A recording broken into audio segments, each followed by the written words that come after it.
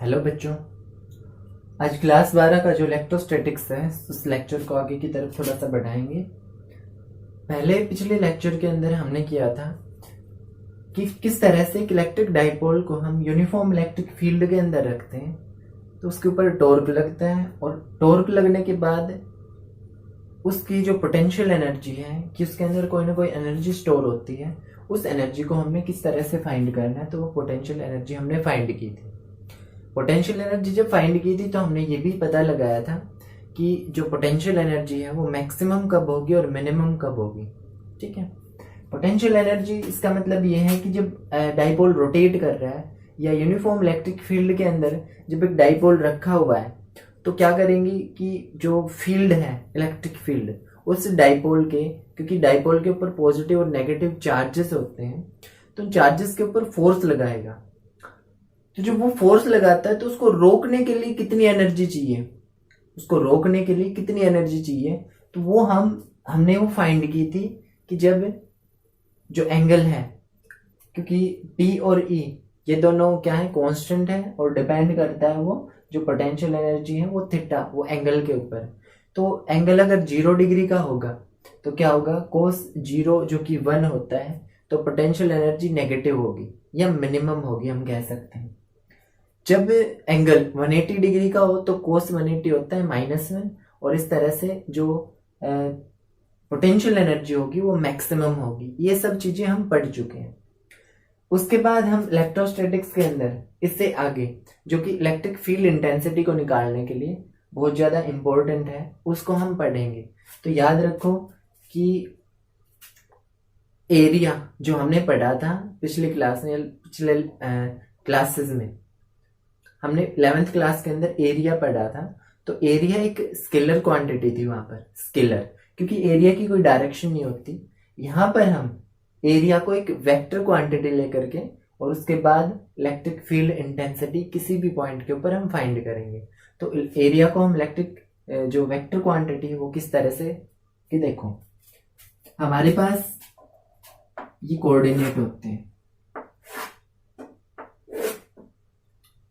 X coordinate, ये Y coordinate और ये जेड कोऑर्डिनेट।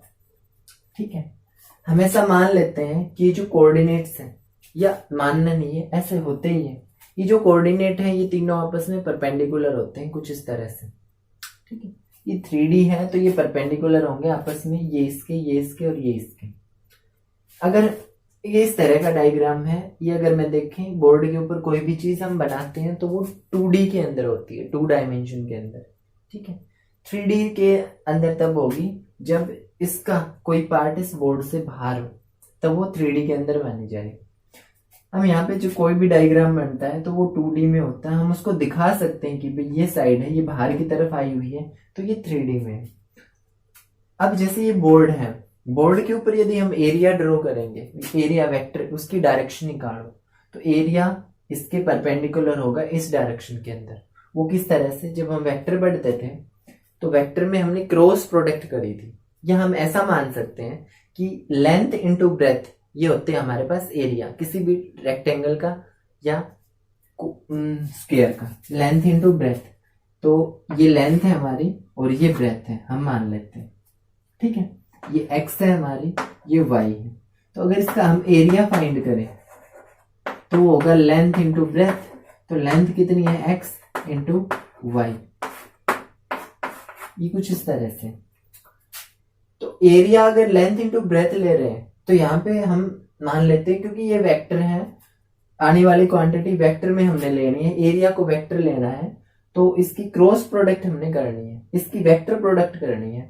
तो यदि दो जो एक्सिस होते हैं हमारे पास या दो वेक्टर होते हैं, दोनों एक दूसरे के परपेंडिकुलर होते हैं, यदि उनकी हम क्रॉस प्रोडक्ट करें तो वो क्रॉस प्रोडक्ट तीसरा जो वेक्टर होता है उसके बराबर आती है जो उनके परपेंडिकुलर होता है। ये हम पढ़ चुके हैं +1 के अंदर, जो वेक्टर हमारा जो वेक्टर अलजेब्रा था उसके अंदर, कि यदि दो वेक्टर के हम क्रॉस प्रोडक्ट करते हैं I cross J is equal to K, ऐसा हम पढ़ चुके हैं। ठीक है, तो I क्रॉस मतलब X cross Y is equal to Z is equal to Z, तो Z is equal to X cross Y। इस तरह से हम मान लेते हैं, इस तरह से समझ लेते हैं ताकि समझने में आसानी हो कि भी एरिया को हम यहाँ पे वेक्टर क्वांटिटी ले रहे हैं, ठीक है। और उस वेक्टर क्वांटिटी की जो डायरेक्शन होगी वो हम कोई भी सरफेस लेंगे उस सरफेस से परपेंडिकुलर होगी 90 डिग्री के एंगल के ऊपर। जैसे हमने कोई भी बॉल ले ली तो उस बॉल से परपेंडिकुलर किसी भी डायरेक्शन के अंदर कोई भी एक लाइन खींच सकते हैं, तो वो हमेशा परपेंडिकुलर ही होगी एक लाइन एक बॉल के ऊपर से।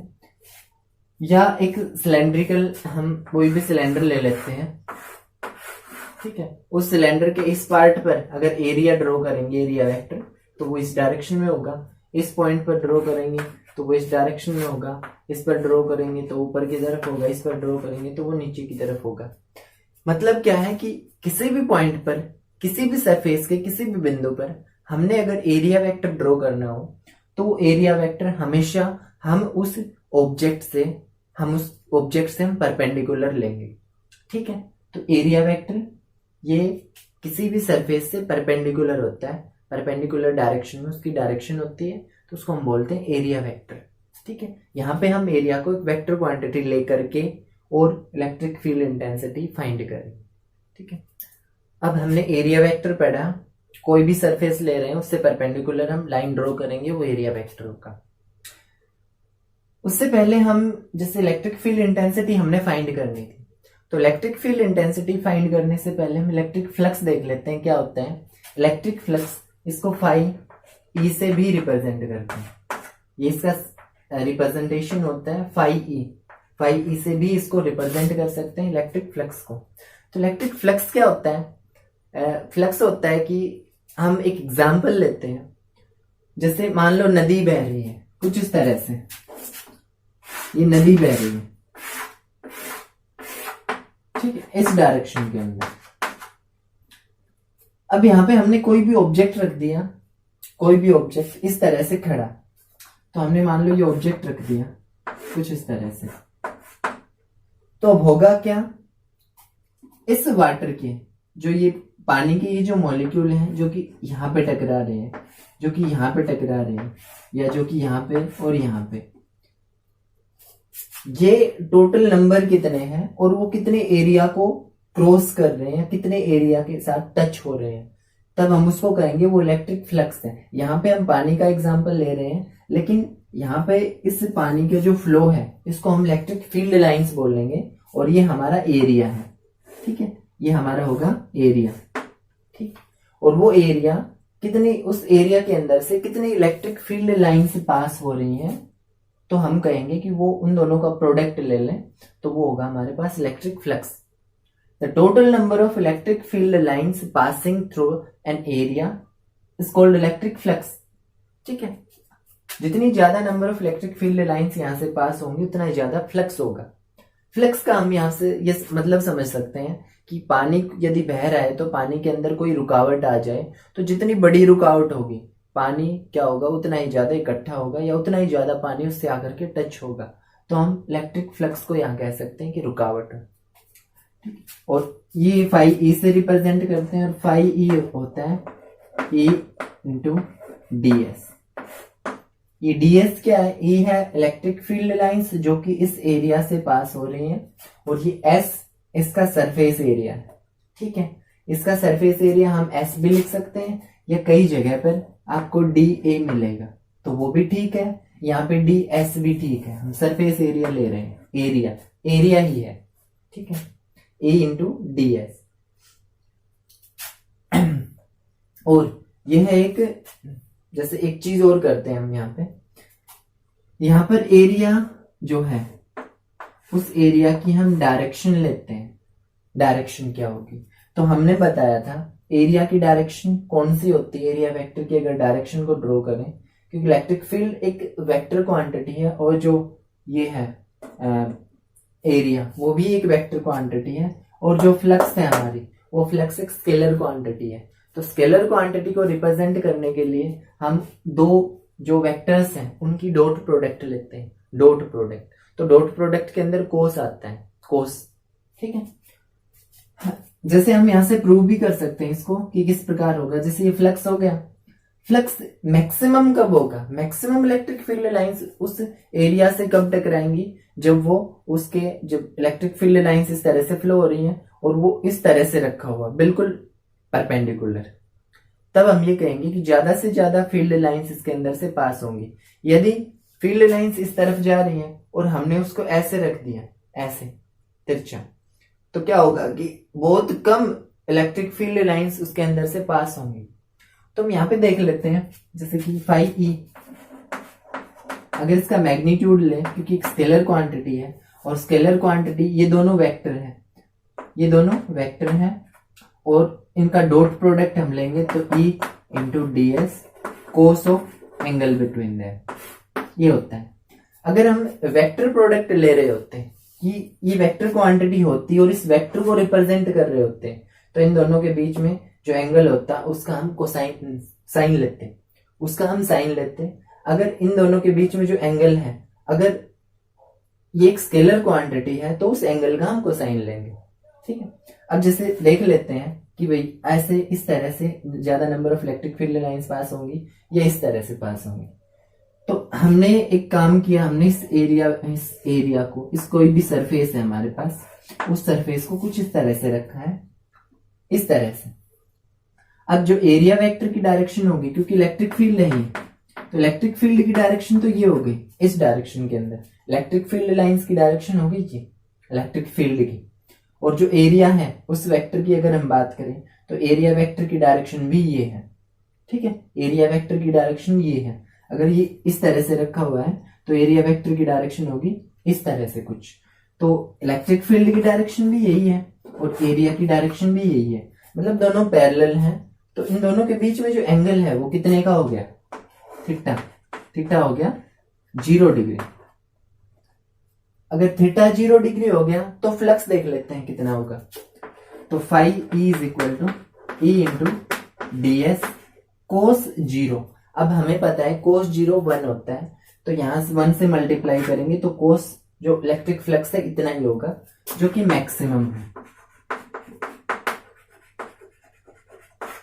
आगे जब हम इलेक्ट्रिक फील्ड इंटेंसिटी फाइंड करेंगे किसी भी पॉइंट के ऊपर, तो हम सिर्फ उन्हीं पॉइंट्स को लेंगे, या जो एरिया होगा हमारे पास उस एरिया के उन्हीं पॉइंट्स को लेंगे जहां से हम यदि एरिया वेक्टर ड्रॉ करें तो वो फील्ड लाइंस के पैरेलल हो, ठीक है। फील्ड लाइन से 0 डिग्री का एंगल बना रहे हो, उसी से हम लेंगे ये एंगल और वही सरफेस लेंगे और उसके बाद फील्ड इंटेंसिटी फाइंड करेंगे। अब फ्लक्स मैक्सिमम कब होगा? जब थीटा 0 डिग्री होगा। ये पहला स्पेशल केस है, इसके अंदर भी। दूसरा हम यहाँ पे बात करें when theta is equal to 90 degree. अब थीटा 90 कब होगा? जब इस सरफेस को ऐसे रख दें, इस तरह से। जब ऐसे रखेंगे तो एरिया वेक्टर होगा, मैंने बताया था सरफेस के परपेंडिकुलर, तो वो इस डायरेक्शन में होगा कुछ इस तरह से। और इलेक्ट्रिक फील्ड की डायरेक्शन है ये, एरिया वेक्टर की डायरेक्शन होगी कुछ ऐसे। दोनों के बीच में एंगल कितने का होगा? 90 डिग्री का। तो जब थीटा 90 डिग्री होगा तो फ्लक्स कितना होगा? Phi E, electric flux, E into D S cos 90। अब कोस 90 होता है 0, कोस 90 0 हो गया। 0 की किसी के साथ भी मल्टीप्लाई करेंगे तो फ्लक्स आ जाएगा हमारे पास 0, जो कि मिनिमम है, कम से कम है। हम ये कह सकते हैं कि नहीं 0 फ्लक्स है, हम ऐसा बोलेंगे। फ्लक्स 0 कब होगा? इसका मतलब है कि अब एक भी इलेक्ट्रिक फील्ड लाइंस इसके जो है यहां से टच नहीं होंगी, इस एरिया से टच नहीं होंगी, क्योंकि एरिया वेक्टर की डायरेक्शन है 90 डिग्री। जैसे जैसे इसको हम 0 डिग्री से, ये 0 डिग्री था, जैसे जैसे इसको बढ़ाते जाएंगे इस एंगल को, उसी तरह से हमारा जो फ्लक्स है वो कम होता जाएगा, उतनी ही कम फील्ड लाइंस इसके अंदर से पास होंगी। तो हमारे पास ये है इलेक्ट्रिक फ्लक्स। फ्लक्स क्या होता है? The total number of electric field lines passing through an area then the product of electric field intensity and the area called electric flux. या हम ये भी कह सकते हैं the product of, it is the product of, it is the dot product, हम ये बोलेंगे it is the dot product of electric field intensity and area. और ये हमारे पास इलेक्ट्रिक फ्लक्स। तो अब हम पढ़ेंगे गोस थ्योरम या गोस लॉ। अकॉर्डिंग टू गोस ये क्या कहता है कि हमारे पास एक क्लोज्ड सरफेस है कोई भी, तो उसके ऊपर यदि हमने इलेक्ट्रिक फ्लक्स फाइंड करना हो, तो इलेक्ट्रिक फ्लक्स फाइंड करना हो तो जो टोटल फ्लक्स है उसके ऊपर कितना होगा, उसके ऊपर जितना टोटल चार्ज है उसके 1/ε0 टाइम्स होगा electric flux, net flux. Net flux कितना होगा फिर से बता देते हैं कि जितना चार्ज होगा उसके 1/ε0 टाइम्स उसके ऊपर जो है वो इलेक्ट्रिक फ्लक्स होगा। यहाँ पे देखो गोस लॉ यही कहता है कि total electric flux through a closed surface, कि जितना electric flux, total electric flux अगर हम किसी क्लोज्ड सरफेस के ऊपर फाइंड करेंगे तो वो कितना होगा, closed surface is equal to 1/ε0 times the total charge enclosed by the surface. जितना उसके ऊपर चार्ज है उसका 1/ε0 टाइम्स होगा उसका फ्लक्स। यह गोस थ्योरम। अब हम चलो इसका प्रूफ करते हैं, इसको फाइंड करते हैं कि किस प्रकार होगा ये। तो हम एक गॉसियन सरफेस या एक ऐसा सरफेस हम लेंगे जिसके बारे में हमें सब कुछ पता हो, उसकी रेडियस पता हो या स्क्वायर ले रहे हैं तो उसका लेंथ और ब्रेथ, ये सारी चीजें हमें पता होनी चाहिए, और एरिया वेक्टर भी हम ड्रॉ करेंगे, ठीक है, क्योंकि फ्लक्स फाइंड करना। मैं यहाँ पे एक स्फीयर ले लेता हूँ, स्फीयर है ये। स्फीयर और सर्कल में अंतर होता है, सर्कल होता है हमारा 2 डायमेंशन के अंदर, स्फीयर होता है 3D के अंदर। जैसे कि फुटबॉल होती है वो स्फीयर है, एक बॉल होती है वो स्फीयर है, और एक चूड़ी होती है या कड़ा वगैरह होता है जो हाथों के अंदर पहनते हैं वो एक सर्कल होता है, ठीक है। तो सर्कल और स्फीयर में अंतर होता है, सर्कल 2D होता है और स्फीयर 3D होता है। तो एक स्फीयर है, इसके बारे में हमें सब कुछ पता है, इसकी रेडियस r है, इसका जो सरफेस एरिया है वो 4πr² है, और इसके बारे में और भी बहुत सारी चीजें जैसे वॉल्यूम हो गया, ये इसका वॉल्यूम की हमें जरूरत नहीं पड़ेगी, बाकी इसका सरफेस एरिया हमें पता होना चाहिए, क्योंकि हम एरिया वेक्टर इस सरफेस से परपेंडिकुलर ड्रॉ करेंगे। तो हमने इस जगह पर यहाँ पर एक छोटा सा सरफेस ले लिया, ये सरफेस है ds, ये सरफेस है ds। अगर इसका टोटल सरफेस एरिया s है, टोटल सरफेस एरिया s है, तो ये स्मॉल सरफेस हो गया ds, और इसके ऊपर हमने एक एरिया वेक्टर ड्रॉ कर लिया परपेंडिकुलर डायरेक्शन में 90 डिग्री के एंगल पर, ठीक है। अब हमने फाइंड करना है इलेक्ट्रिक फ्लक्स, तो हम इलेक्ट्रिक फ्लक्स फाइंड करेंगे तो फ्लक्स का फॉर्मूला लगाएंगे, phi E = E ds cos of angle between them. तो कोस यहाँ पे जो एंगल है सरफेस और इस एरिया वेक्टर के अंदर वो 90 डिग्री का है, तो यहाँ पे cos 90 1 हो जाएगा, इसकी दिक्कत नहीं है। अब हमने फाइंड करना है फ्लक्स, तो यह छोटा सा एरिया ds, टोटल एरिया के लिए फ्लक्स फाइंड करना हो तो हमने सिंपली इसका इंटीग्रेशन कर देना है। इंटीग्रेशन करेंगे छोटी सी चीज का, अगर इंटीग्रेशन कर देंगे, इंटीग्रेशन का मतलब पहले भी बता चुके हैं, अब भी इंटीग्रेशन का मतलब यहाँ पे होता है समेशन। इस ds का छोटे छोटे एरिया को अगर हम सम करते जाएं, जोड़ते जाएंगे, तो हमारे पास नेट जो है पूरा सरफेस एरिया आ जाएगा। सरफेस एरिया के पूरे सरफेस एरिया के ऊपर जो फ्लक्स है, नेट फ्लक्स, वो आ जाएगा।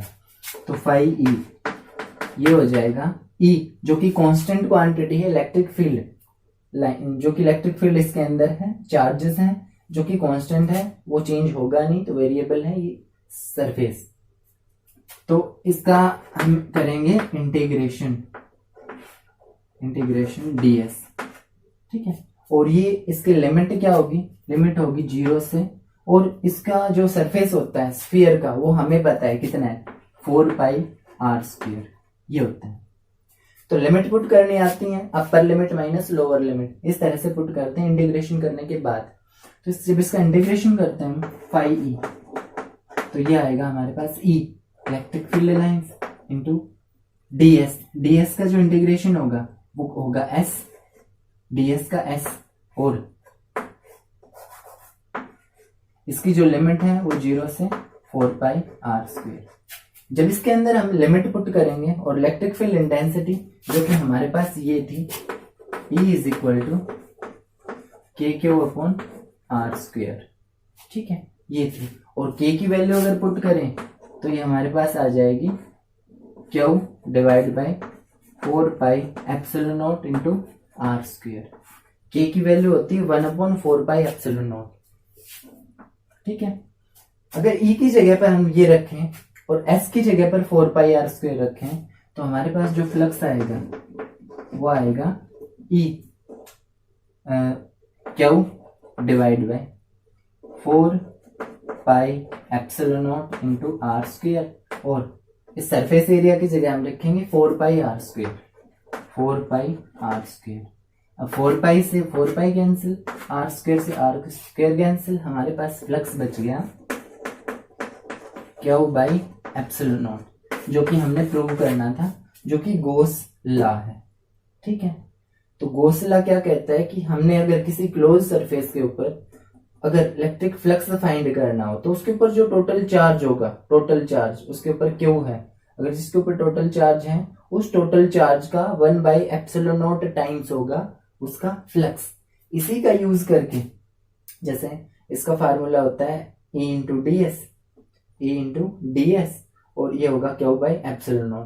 तो ये हमने इलेक्ट्रिक फील्ड इंटेंसिटी फाइंड करनी है डिफरेंट पॉइंट्स पर। डिफरेंट हम गॉसियन सरफेस लेंगे